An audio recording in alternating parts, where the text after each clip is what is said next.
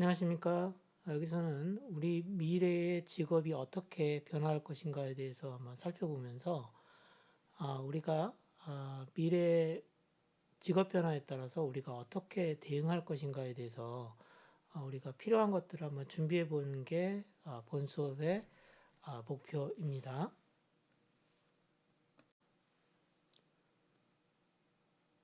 여기서는 실제적으로 2025년 대학에서 전공별로 실제적으로 졸업 후에 많은 부분들 인공지능에 의해서 졸업한 학생들 대신에 그 일을 컴퓨터 프로그램에 의해서 대체될 수 있는 것을 통계로 보여주고 있습니다. 2025년이면 약 5년 정도가 채 남지 않았는데요. 2025년이 되게 되면 많은 부분들 여러분들 전공에서 많은 업무들이 인공지능 프로그램에 의해서 대체될 거라고 하는 것을 보여주고 있습니다. 대상으로 하고 있는 내용들은 의학 분야, 교육 분야, 예체능, 사회, 공학, 자연, 인문 이렇게 다양합니다. 보시면 아시겠지만 많은 부분들 적게는 40%, 많게는 50% 정도가 실제적으로 컴퓨터 프로그램에 의해서 대체될 거다라고 하는 거고, 이런 부분들은 인공지능의 영향이 있고요. 그 중에서 가장 큰 영향을 받는 부분들을 잠깐 살펴보면 여기 보시는 것처럼 의학 분야하고 교육 분야라고 할 수 있겠습니다. 다시 말해서 인간이 가지고 있는 특정한 능력 이런 부분들을 컴퓨터 프로그램이 대체하게 될 것 같고요. 그런 것을 가능하게 하는 기술을 기계학습이라고 합니다.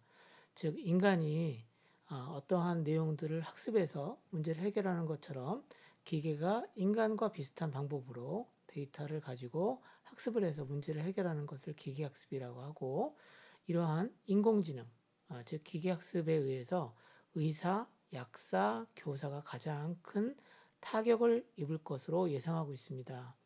자, 아마도 여러분들 얼마 전에 있었던 내용 중에 하나인데, 실질적으로 의사가 영상 CT나 엑스레이 영상을 보고 진단하는 것보다 실질적으로 컴퓨터 프로그램, 인공지능 프로그램이 훨씬 더 정확하게 분석할 수 있다라고 하는 부분들을 알 수 있을 것 같고요. 지식의 전달 역시 과거에는 인간의 전유물이었지만 이런 부분들, 많은 부분, 이런 부분들도 인공지능에 의해서 고용이 대체될 거다라고 얘기가 되고 있습니다. 그 중에서 가장 적은 분야가 아마 인문학 분야인 것 같긴 하지만 그 부분도 많은 부분 대체가 될 거로 예상을 하고 있습니다.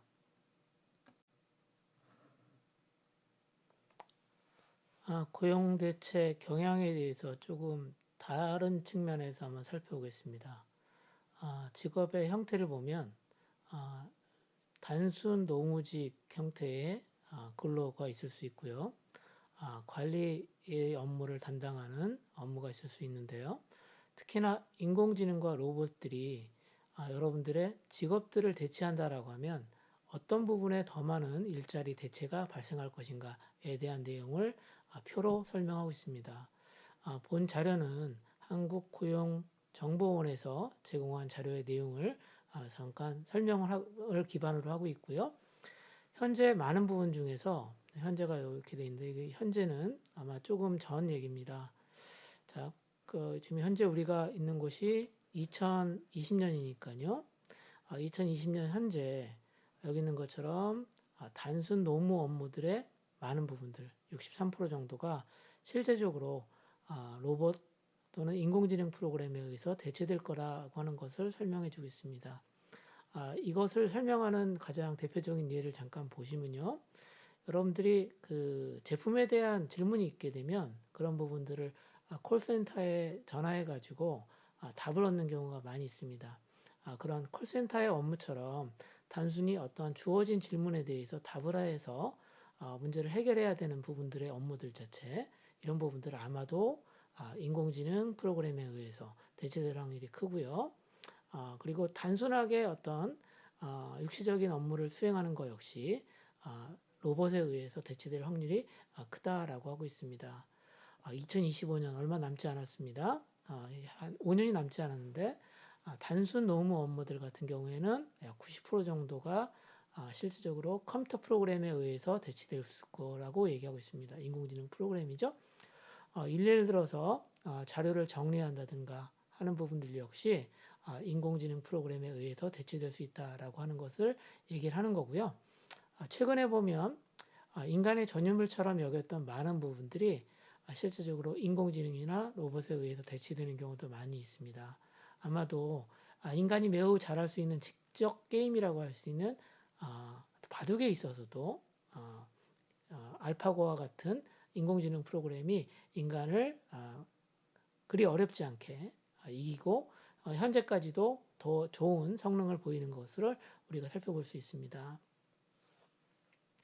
자, 반면에 관리직 부분 같은 경우에는 그래도 실제적으로 컴퓨터, 즉 인공지능 로봇에 의해서 대치되는 부분들이 조금 적은 편입니다. 보시면 2025년도 뭐 90%하고 49.2%니까 꽤 많은 차이가 보이는데요. 자, 그러면 어떤 업무들, 어떤 일자리가 실질적으로 인공지능이나 로봇에 의해서 대체되지 않고 존재할 수 있을 것인지 그 부분에 대해서도 한번 생각해 볼 필요가 있다라고 생각이 듭니다.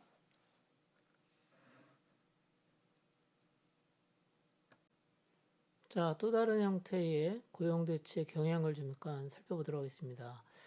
우리나라는 전 세계적으로 제조 분야에 있어서 상당히 우위를 가지고 있는 제조업 중심 국가입니다. 당연히 수출도 많은 부분들 이런 제조업에서 담당하고 있는데요.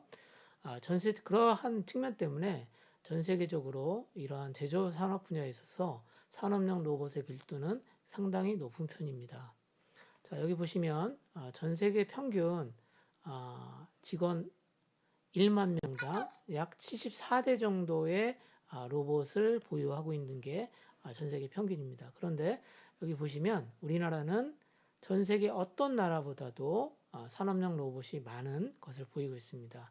즉 다시 말해서 우리나라 같은 경우에는 2016년 자 직원 1인당 361대의 로봇을 보유하고 있습니다. 자, 이것이 무엇을 의미할까요? 제조 분야에 있어서 많은 업무들이 사람이 아닌 로봇에 의해서 대치되고 있으며 이러한 경향은 점점 더 커질 것이라고 하는 것을 보여주고 있습니다. 자, 그래서 한편으로 보면 우리 업무들의 많은 부분들이 로봇에 의해서 대체될 수 있는 부분들이 많기 때문에 우리가 실제적으로 로봇과 경쟁해서 이길 수 있는 분야 무엇인가 다시 한번 생각해 볼 필요가 있겠습니다.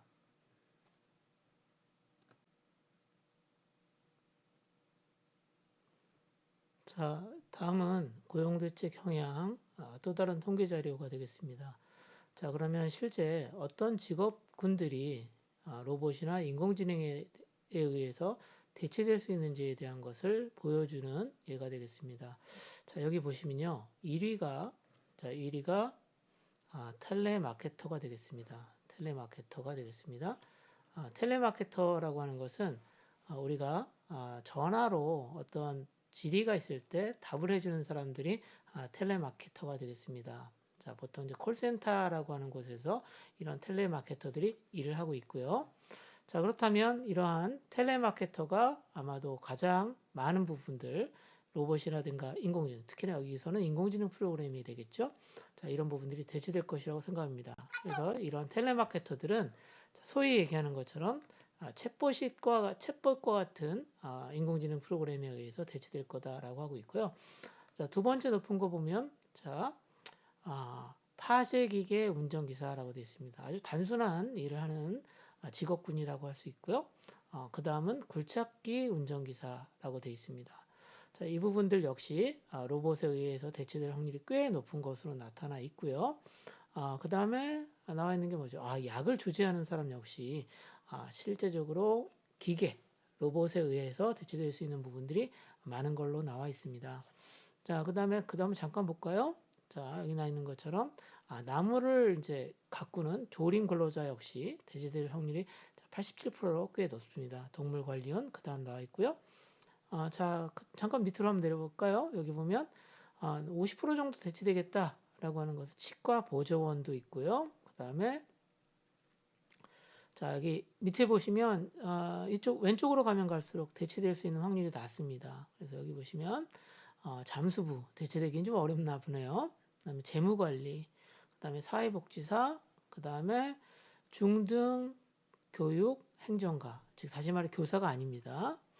중등 교육 행정가, 그다음에 위기 관리 감독자, 그다음에 기계 수리 관리자, 자 그다음에 레크레이션 치료사 이런 부분들은 대체하기가 어렵다라고 하는 것을 보여주겠습니다.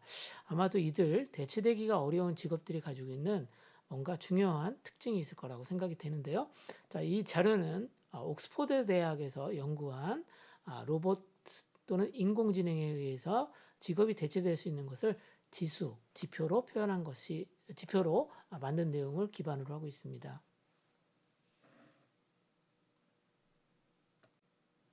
자, 실제 인공지능과 로봇들이 많은 부분들 직업을 대체할 거라고 하는 것은 전문가들의 일관성 있는 주장입니다. 아마도 사실인 것 같고요. 자, 그렇다면 실제 미래의 직업 일자리가 실제적으로 로봇이나 인공지능에 의해서 대체돼서 줄어들기만 할 것인가? 라고 하면 그건 아니라는 겁니다. 자, 직종별로 미래 일자리가 증가되는 부분도 있고, 그 다음에 감소되는 부분도 있다라고 하는 겁니다. 지금까지는 감소되는 부분에 대해서 얘기를 했었는데요. 자, 여기 보시면 감소되는 직업들 보면 단순 사무 행정에 있어서는 직업에 대한 감소가 매우 큰 것으로 나타나 있습니다. 자, 반면에 제조업도 마찬가지고 건설도 마찬가지인데 법률이라든가 예술 디자인 쪽 같은 경우에는 직업 대체의 내용이 상당히 적습니다. 즉 다시 말해서 직업이 해당되는 업무 자체가 직무 자체가 인공지능 또는 로봇에 의해서 대체되기가 어렵다라고 하는 거고요. 또한 단순하게 직업이 없어지는 것이 아니라 새롭게 증가되는 직업들도 많이 있을 거라고 하는 겁니다. 그 중에서 하나가 여기 있는 것처럼 재무관리, 그 다음에 매니지먼트, 그 다음에 컴퓨터나 수학 관련된 업무들을 다루는 직업들, 그 다음에 건설, 공학, 그 다음에 판매 관련된 직업은 의외로 직업이 늘어날 거다라고 하는 얘기가 있습니다. 여기서 재밌는 것 중에 하나가 증가될 수 있는 직업에 보면 재무관리, 매니지먼트, 뭔가 관리를 한다라고 하는 건데요. 자, 이런 부분들은 실제 인공지능이나 로봇에 의해서 대체되기가 어렵다라고 하는 거고요. 자, 이게 종합적으로 보자면 인간의 창조적인 능력을 활용하는 직업의 경우에 있어서는 위험도가 좀 더 적다라고 하는 겁니다. 대체되기가 쉽지 않다라고 하는 것을 반증해주는 내용이라고 할 수 있겠습니다.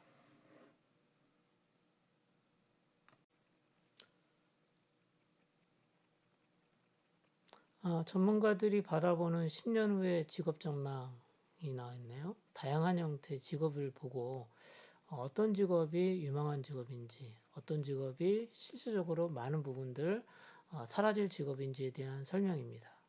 자, 10년 후에 유망한 직업을 보면 데이터 분석가가 아마도 1위로 나타나 있는데요. 자, 2위는 소프트웨어 개발자, 3위는 헬스케어 종사자, 로봇 공학자, 예술가, 보안 전문가, 바이오 엔지니어 있고요. 자, 아마도 그 인공지능이라고 하는 것의 중요한 특징을 잠깐 살펴보면 인간이 하는 학습 활동들을 기계가 대신할 수 있는 부분들이 인공지능의 가장 핵심입니다. 즉 다시 말해서 인간이 학습하는 데이터들을 기계에게 제공하는 역할을 하는 게 데이터의 분석가의 가장 중요한 업무겠죠. 그렇기 때문에 인공지능의 성장과 함께 데이터 분석가라고 하는 직업은 매우 유망한 직업이라고 할 수 있고요. 당연히 관련된 소프트웨어 개발자 역시 매우 유망한 직업이라고 할 수 있습니다. 반면에 10년 안에 추락할 사라질 수 있는 직업을 보게 되면 콜센터 상담원이 있습니다. 아주 단순한 질문에 대해서 답을 하는 업무가 되겠습니다. 아마 제 생각엔 앞서 말씀드렸던 텔레마케터와 유사한 업무를 수행하는 직업이라고 볼 수 있겠고요. 아마도 없어진다라고 하면 맨 처음에 없어질 직업으로 콜센터 상담원이 되겠습니다. 최근 보면 많은 그 금융권을 중심으로 해서 이러한 업무, 콜센터의 업무들을 인공지능 프로그램인 챗봇을 통해서 음성 챗봇을 통해서 대체하려고 하는 접근들이 많이 있고요. 그런 영향이라고 볼 수 있습니다. 자, 뭐 2위 교수도 있고요. 3위 택시 기사가 있습니다. 택시 기사는 왜 없어질 수 있는 직업군에 포함되어 있을까요? 자, 아마도 최근 이슈가 되고 있는 자율주행 자동차 때문인 것으로 생각이 됩니다. 더 이상 자동차는 수요의 개념이 아니고 서비스의 개념으로 바뀌고 있습니다. 즉 다시 말해서 굳이 자기가 차량을 운전하지 않아도 되니까 내가 운전을 할 수 있는 부분들을 자동차를 기사를 택시를 타지 않고 자기가 어떻습니까? 자율주행 자동차를 호출해 가지고 사용하는 형태로 바뀌겠죠. 자, 그러면 기사라고 하는 업무, 기사라고 하는 직업 자체가 사실은 사라질 가능성이 높은 거고요. 그 다음에 의사, 약사 역시 실제로 대체될 수 있는 직업에 포함되어 있는 것도 한번 살펴볼 필요가 있습니다. 변호사도 있네요. 자, 즉 다시 말해서 변론을 한다든가 이런 부분들은 인간의 지적 활동을 요구하고 있습니다. 그런데 이러한 지적 활동 역시 컴퓨터 프로그램에 의해서 대체될 수 있음을 설명하고 있습니다. 같이 한번 종합을 한번 해보도록 하겠습니다. 전문가들이 보는 10년 후의 직업 전망을 보면 아마도 많은 부분들 인공지능과 로봇에 의해서 대체될 수 있을 거다라고 하는 것을 인지하고 있는 것으로 판단이 됩니다. 자, 10년 후에 우리 직업에 어떤 부분들이 많은 영향을 줄 것인가? 기술적인 측면을 보자면 먼저 인공지능이라고 하는 부분에 의해서 여러분들 직업에 영향을 받을 수 있을 거다라고 하는 응답이 가장 높습니다. 즉 다시 말해서 최근에 인공지능에 의해서 여러분들 직업들도 많은 부분들 대체할 수 있다라고 하는 것을 얘기하고 있는데 그런 부분들, 즉 인공지능 기술이 실제적으로 많은 부분들에 영향이 미칠 거다라고 하는 겁니다. 두 번째는 빅데이터입니다. 최근 우리들이 우리 삶 속에서 많은 부분들 데이터를 생성해내고 있습니다. 뭐 예를 스마트폰을 통해서 유튜브를 통해서 많은 사람들이 데이터를 만들기도 하고요. 카메라를 촬영해서 이런 거 인스타그램이나 페이스북에 올리면서 많은 데이터들이 인터넷을 통해서 생산되고 있습니다. 인터넷을 통해서 생산되고 만들어지고 있습니다. 아마도 이런 부분들이 우리가 사용하고 있는 모바일 장치, 스마트폰의 영향이라고 할 수 있는데 이러한 데이터를 활용한 기술들이 산업 전반에 있어서 많은 영향을 미칠 수 있을 거다라고 하는 거고 이런 부분들은 우리 삶 속에서 여러 가지 비즈니스 영역에서 이런 빅데이터에 대한 활용도가 점점 더 커질 수 있을 거라고 하는 겁니다. 일례를 한번 들어볼까요? 최근에 보면 스타벅스나 또는 대형 음식점들이 체인 형태, 프랜차이즈 형태의 그런 업체들이 새로운 점포를 선정할 때, 점포 위치를 선정할 때 역시 그냥 직관적으로 선정하는 게 아니고 실제 사람들의 이동이라든가 사람들의 구매 패턴과 같은 데이터를 분석해서 실제적으로 그런 의사결정을 하게 됩니다. 그런 측면에서 빅데이터의 영향이 상당히 클 거라고 하는 부분들이 여기 2위에 차지되어 있는 것 같습니다. 그 외에도 온라인 교육, 사물 인터넷, IoT라고 하는데요. 이런 부분 역시 직업에 많은 부분들 영향을 미칠 거다라고 하는 부분입니다.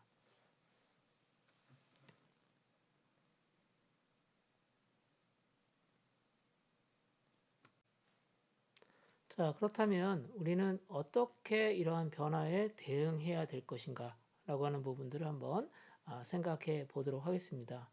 앞서 말씀드렸던 것처럼 인간의 특정한 분야, 특히나 바둑과 같은 분야에 있어서 인간의 고수, 여겨졌던 대표적인 바둑 플레이어를 알파고라는 프로그래밍에 의해서 실제적으로 그 인간을 이겼죠.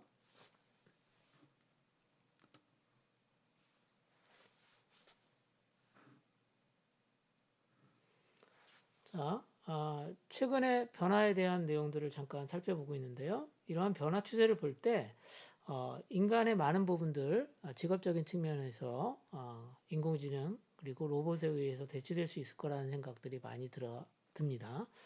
이와 같은 추세를 살펴보면 이러한 추세의 가장 핵심이 되는 것들이 소프트웨어라고 할 수 있습니다. 그래서 소프트웨어가 중심이 되는 사회로 더욱 빨리 변화되고 있다라고 하는 것도 살펴볼 수가 있을 것 같고요. 자, 우리가 사는 사회는 이러한 측면에서 정보와 관련된 지식의 격차가 점점 더 커질 수밖에 없게 됩니다. 자, 그래서 우리가 한편으로 보면 미래는 자, 인공지능 그리고 빅데이터와 같은 소프트웨어가 세상을 지배할 것이라는 말이 점점 현실로 다가오고 있습니다. 이러한 측면에서 봤을 때 사라지는 직업 그리고 새로 부상하는 직업들도 나타나고 있는 것도 사실입니다. 자, 그렇다면 우리는 이를 어떻게 준비해야 될 것인가에 대한 부분들에 대해서 한번 생각해 볼 필요가 있습니다. 자, 그렇다면 실제 인공지능 프로그램이라든가 로봇에 의해서 대치되는 것을 단순히 막을 수 있을까요? 자, 그러지 못할 거다라고 하는 겁니다. 그래서 실제적으로 다양한 직업군의 변화가 있을 것이고 기존의 다수의 직업들이 없어지고 소프트웨어 관련된 새로운 직업들이 많이 나타나게 될 거다라고 하는 거고 이러한 흐름은 걸을 수 없는 대세로 보여집니다.